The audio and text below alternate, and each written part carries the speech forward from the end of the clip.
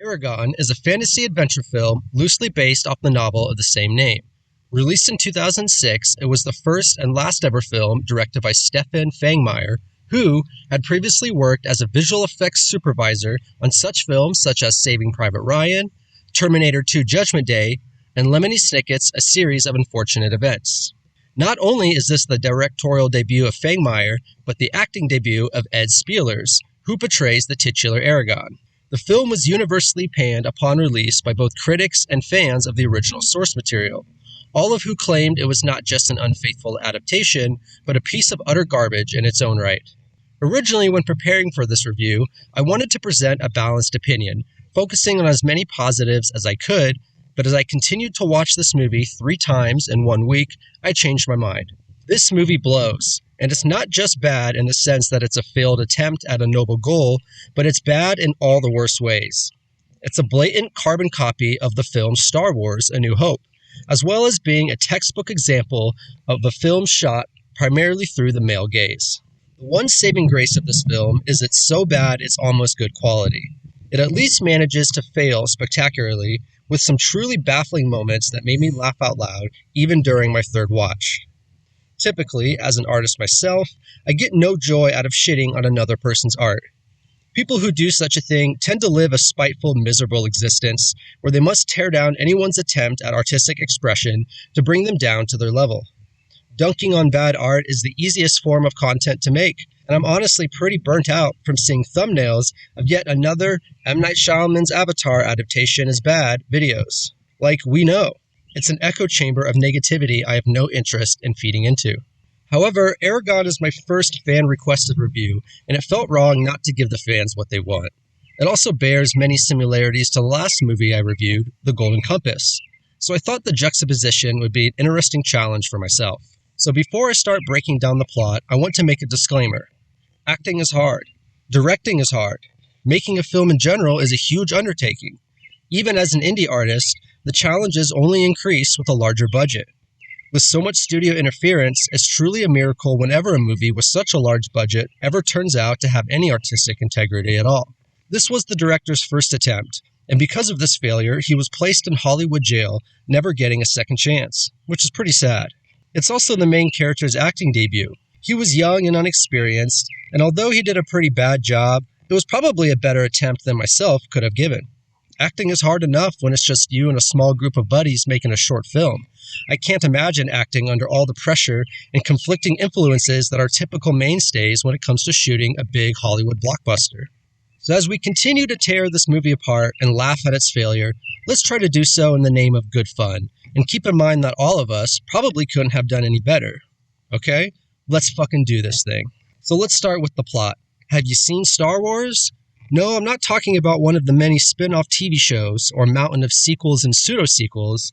I'm talking about the original 1977 Star Wars: A New Hope. Eragon's plot is a total copy of Star Wars, in every way, beat for beat, tick for tack. It's amazing how unapologetic the screenwriters were in their plagiarization of one of the most popular movies of all time. What makes this all the worse is the original Star Wars was a film built on pre-established concepts, albeit with a modern twist. And Eragon takes those concepts and removes any personal twist, restoring them to their original forms. For instance, in Star Wars, there's a character named Obi-Wan Kenobi, who was heavily inspired by Merlin the Wizard. Except with Obi-Wan, he wields a lightsaber instead of a sword, and uses the mystical force instead of magic. Now with Eragon, we once again have an Obi-Wan character who has been stripped of all originality and is instead reverted back to being a magic-wielding wizard. Wow. So the film begins the same way. A young princess warrior is attempting to flee an evil magic user with a stolen relic which holds the key to the rebellion's victory. Just before being captured, she sends this relic off into the void, where by chance fate it comes in the hands of a young curly blonde farm boy, who is being raised by his uncle. The farm boy watches as his peers leave his unassuming village to pursue adventure, and he gazes longingly into the sunset, feeling the call for adventure build inside him. There is a scruffy, wise old man whom the villagers take as a fool, but is actually a magic-wielding warrior, who took part in the war of yesteryears, the outcome of which has shaped the world today. A world ruled by the iron fist of a tyrannical ruler, played by John Malkovich, who, fun fact, has about 120 seconds total screen time in this film. All of his scenes take place in the same dark throne room, meaning Malkovich most likely only had to show up for a single day of shooting. Man, what a dream gig. A few $100,000 for half a day's work. He could have at least done something with those few hours of his time, but his performance is pretty mediocre. He's pretty much phoning it in, only showing up to collect a check. So Malkovich's character enlists the help of his dark magic-using apprentice and sends his minions out to retrieve the relic, which, by the way, is a big blue dragon egg. The last of the dragon eggs, in fact. So one day, our boy Eragon comes home to find his uncle dead, where the Obi-Wan character steps in to whisk him away on his adventure, fueled by Eragon's desire for revenge. First things first, this movie looks like total ass. I remember as a young kid taking my family's digital video camera outside to film my brother and I making our dumb little movies. I'd come inside to view the footage, only to be horrified by the fact that on the footage, you couldn't see anything. It was a bright, sunny summer day, yet all the footage was plagued by huge, dark shadows.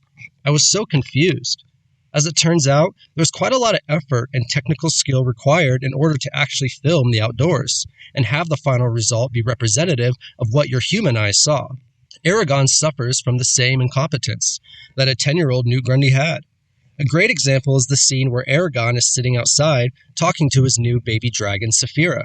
Behind Eragon is a wall of foliage, which should have at least looked green, if not vibrant with some depth, to emphasize the blossoming new friendship with his dragon, as well as the awe and wonder of new life. Instead, it's just a static black wall. It's a bright sunny day, but the film lacks any competency when it comes to lighting. People's faces are obscured by harsh, solid shadows, and nothing seems intentional, just there.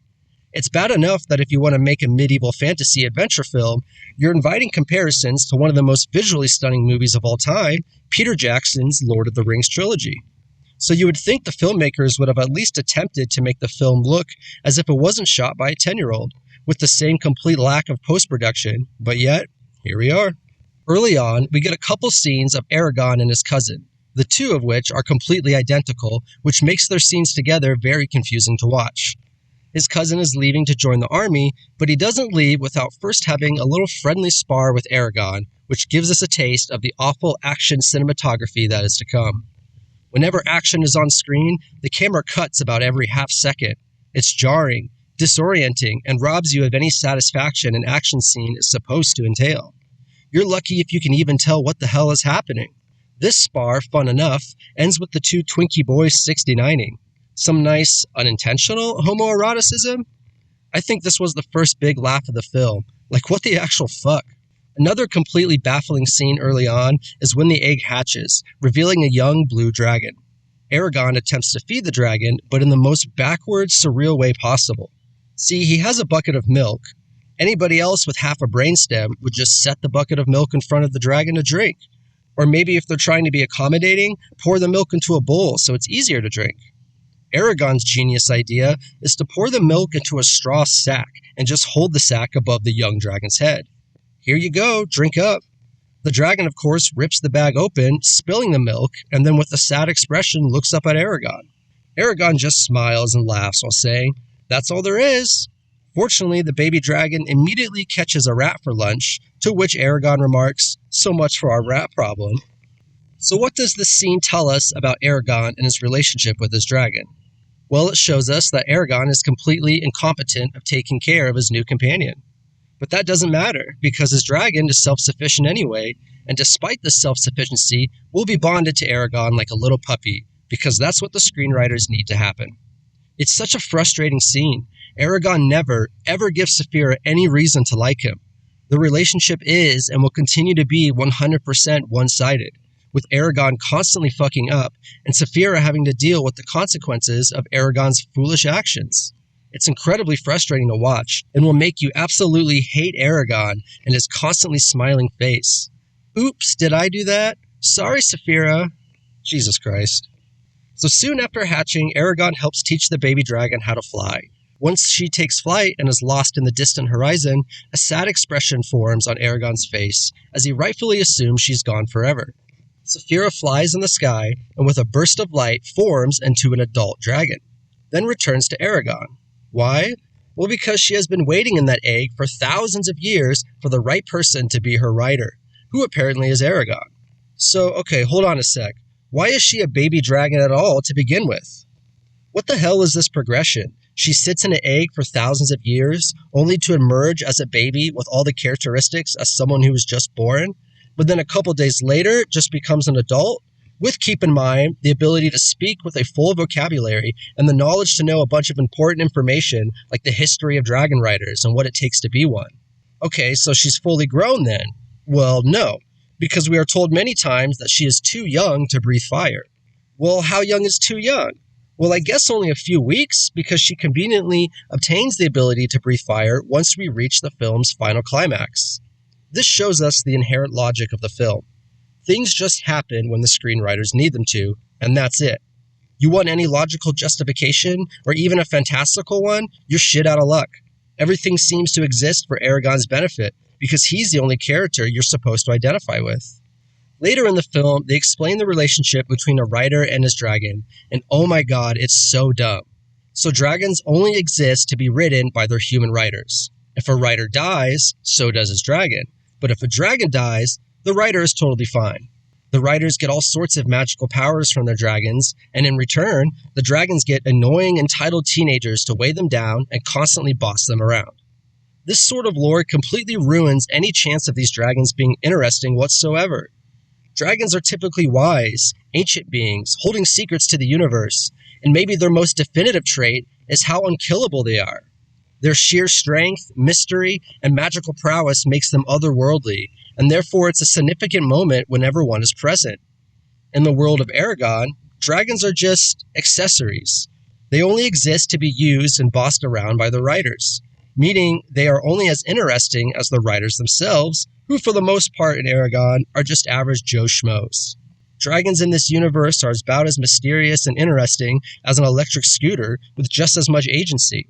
It's so disappointing and makes the lore of the story terribly boring and immature. So, remember the Obi-Wan character I mentioned? Well, in this movie, his name is Brom, and he's portrayed by Jeremy Irons, who, by the way, gives Ryan Gosling a run for his money as my #1 celebrity crush. Thank fucking God they got Irons in this film, so there's at least some acting competency on screen. Though his competency is totally undermined by his complete annoyance for the film itself. I mean, there's literally a scene where Irons commits a gesture of complete frustration as he watches his acting partner forget his lines. And lucky for us, this scene made it into the final film. Allow me to elaborate. There's a scene where Eragon breaks into Brom's house, so he can read Brom's journal. At this point in the story, the two hardly know each other, and Brom has no idea of the significance of Eragon's character, that being his dragon. What plays out is an absolutely hysterical blooper that was probably only kept in the final cut because Irons ran out of patience, or more likely, the filmmakers didn't give a fuck. This scene alone is worth watching the film because it's truly baffling.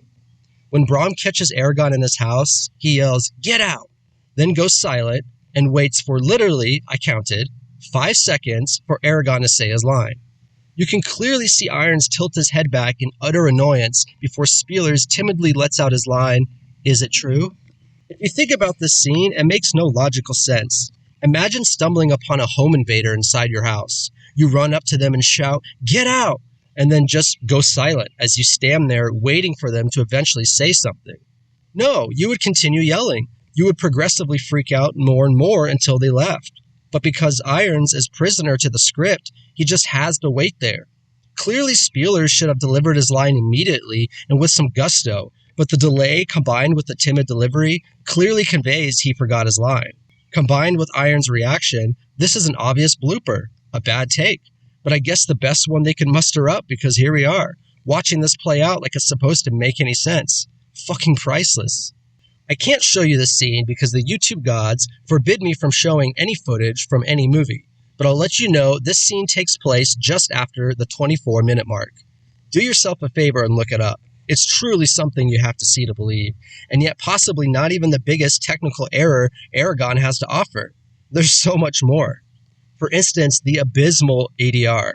The mantra of the filmmakers must have been, fix it in post, because there is an abundance of poor ADR and tacked on special effects that clearly were not in consideration during the actual filming. In multiple instances, actors' lines don't even coherently line up with their lips, or even worse, they are speaking when their mouths aren't even moving. Dialogue scenes are shot with your classic back and forth, over-the-shoulder perspective. This is a typical method that enables the filmmakers to ADR as many lines as possible. But the result is you're watching actors react to different lines or different takes that didn't take place during the actual shooting. The result is, at best, dialogue exchanges which come across as awkward or mundane, and at worst, someone's mouth is visible when it shouldn't be, and so you can hear Irons deliver a line while his mouth doesn't even move at all. That reminds me, Eragon and his dragon communicate telepathically, which means the dialogue exchanges between them are just them staring at each other while conveying little to no emotion in their faces. From a cinematic perspective, this is a terrible decision, as it makes these scenes so much more boring than they could have been.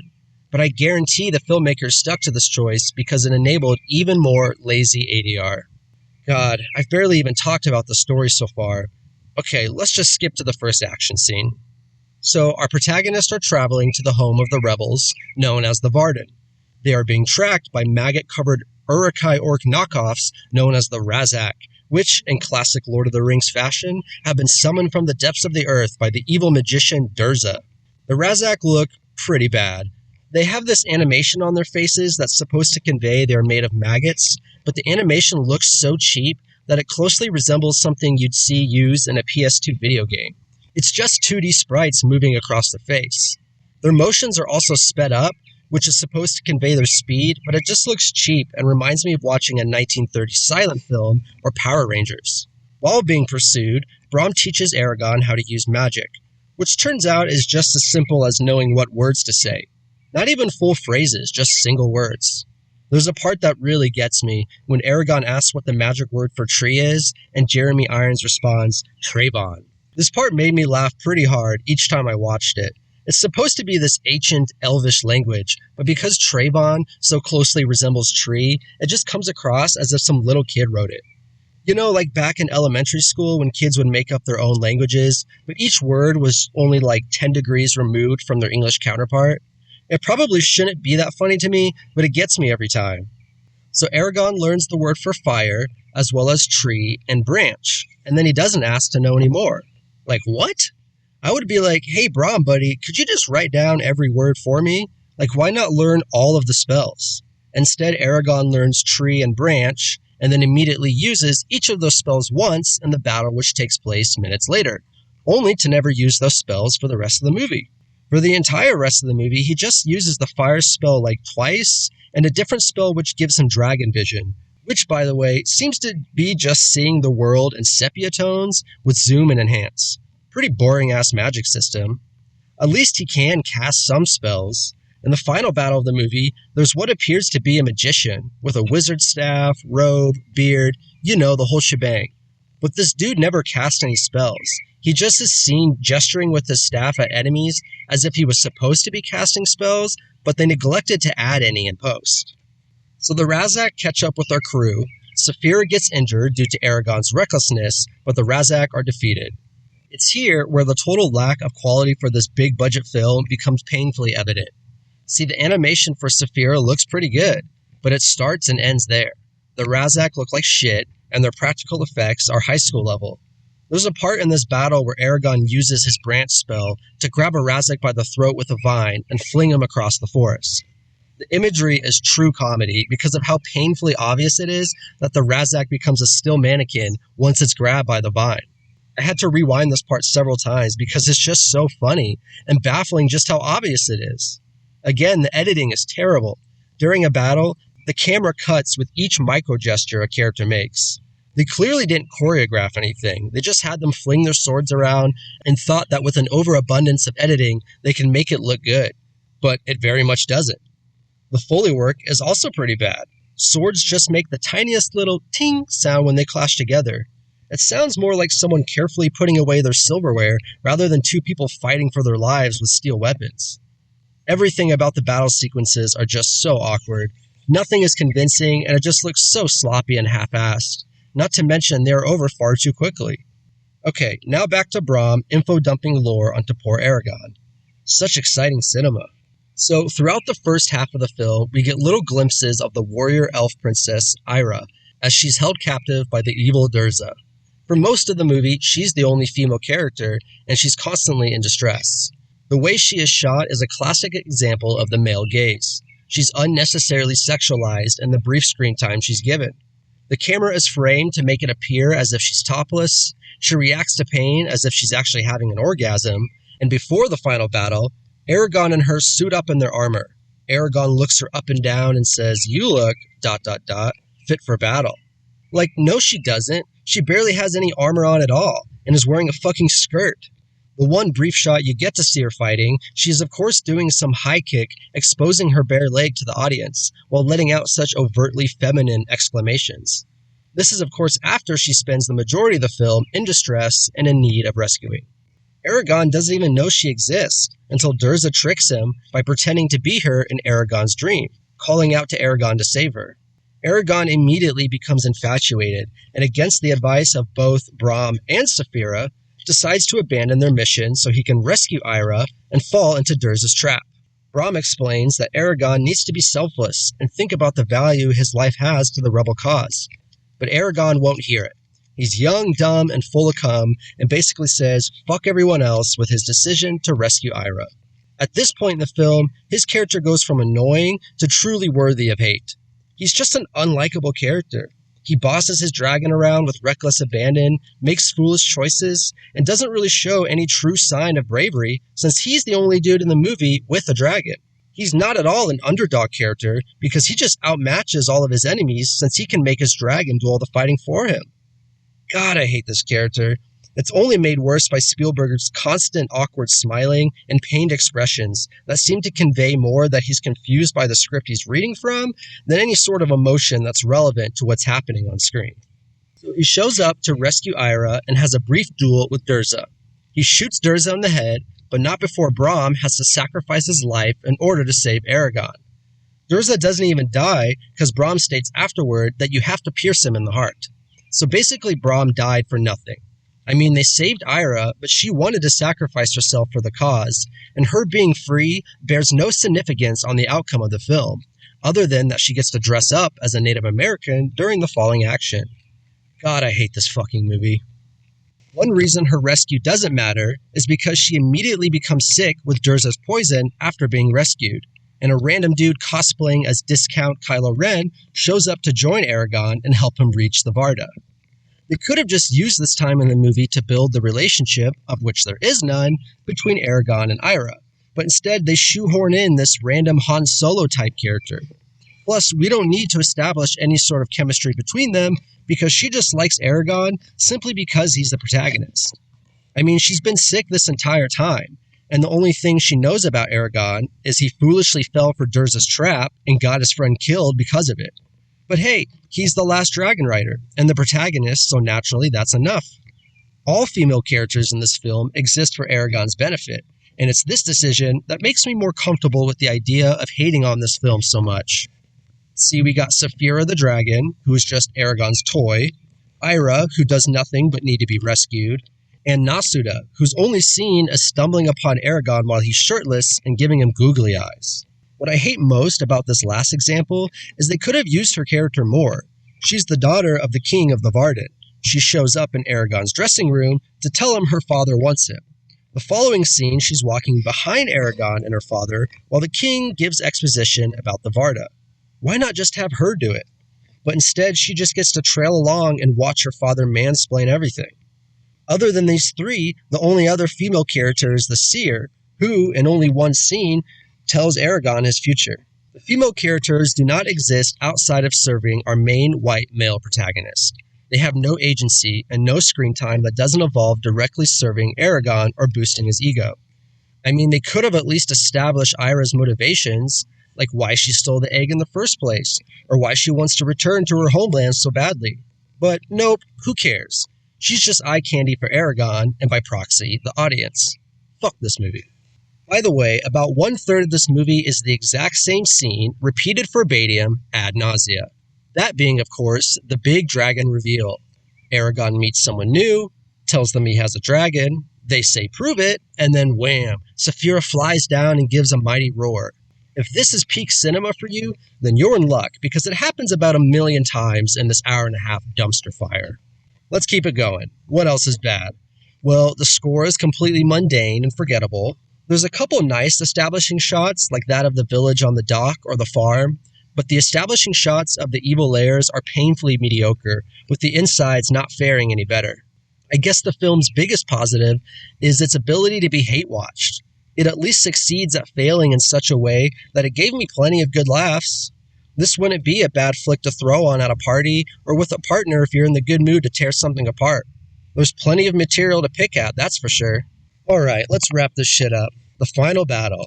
It's here we at least get the only decent part of the film, which is the final battle between Eragon, Saphira, Durza, and a magical pseudo-dragon conjured by Durza from Saphira's fire. I should probably give the actor who portrayed Durza some credit as well. I kinda like him.